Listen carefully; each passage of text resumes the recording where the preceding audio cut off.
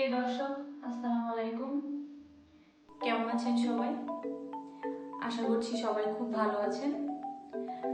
আমরাও আলহামদুলিল্লাহ খুব ভালো আছি। আজকে আমি আরেকটি নতুন ভিডিও নিয়ে হাজির হয়েছি। আজকে রান্না করেছি সবজি নুডলস এবং রান্না করে আমরা পরিবারের সবাই মিলে খুব মজা করে খেয়েছি। এখন যেহেতু শীতের সিজন চলছে, বাজারে প্রচুর প্রচুর সবজি পাওয়া যাচ্ছে এবং সব সবজি কিন্তু খুব তরতাজা হয় এবং কালারফুল সব সবজি। তো এই কালারফুল সবজি দিয়ে যদি নুডলস রান্না করা হয় তাহলে কিন্তু তা দেখতে এবং খেতে খুব দারুণ হয়। তো আশা করছি আপনাদের এই ভিডিওটি ভালো লাগবে। ভালো লাগলে অবশ্যই লাইক করবেন, কমেন্ট করবেন এবং শেয়ার দিবেন, এবং রেসিপিটি ভালো লাগলে রান্না করে পরিবারের সবার সাথে শেয়ার করে খাবেন। তো দেখতে থাকুন পুরো ভিডিওটি প্রথম থেকে শেষ পর্যন্ত। এখানে আমি যা যা নিয়েছি: গাজর, বরবটি, বাঁধাকপি আর অল্প কিছু ক্যাপসিকাম। ক্যাপসিকামগুলো আমি ফ্রোজেন করে রেখেছিলাম, যেহেতু আমাদের এখানে ক্যাপসিকাম সবসময় পাওয়া যায় না, তাই আমি একসাথে অনেকগুলো কিনে এনে ফ্রোজেন করে রাখি। আর ডিম, কাঁচামরিচ, পেঁয়াজ আর হচ্ছে ধনিয়া পাতা। আর সবজিটা হচ্ছে সম্পূর্ণ নিজের উপর, নিজের পছন্দ মতো যে কোনো সবজি দিয়েই সবজি নুডলসটা রান্না করা যায়।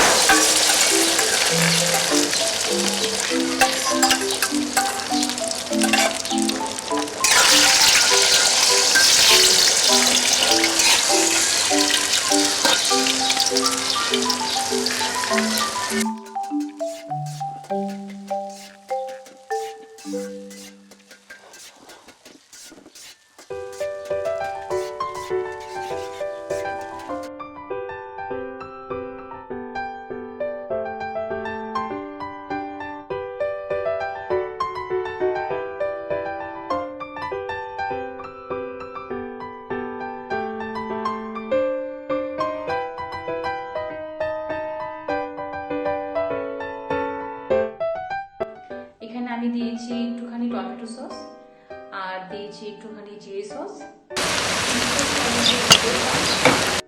চাইলে কেউ অ্যাভয়েডও করতে পারে, যদি বাচ্চারা খায় তাহলে অ্যাভয়েড করবেন। যদিও আমার এখানে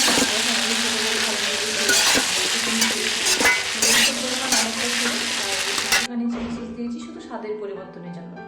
আপনারা দিলে আপনাদের আন্দাজ মতো বা অনুমান মতো একটু দিয়ে দেবেন।